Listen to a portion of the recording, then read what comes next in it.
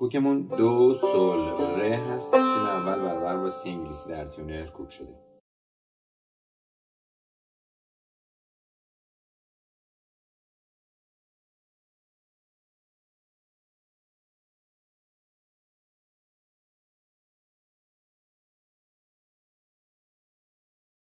در این قطعه سی بمول، لاکورون و می کورون داریم. می فا دراب چپ، می فا سی فا سی فا، فای بم با 60، فای پایین ریز. حالا یه پله میریم عقب از ره ری همون مزرا بندی ری می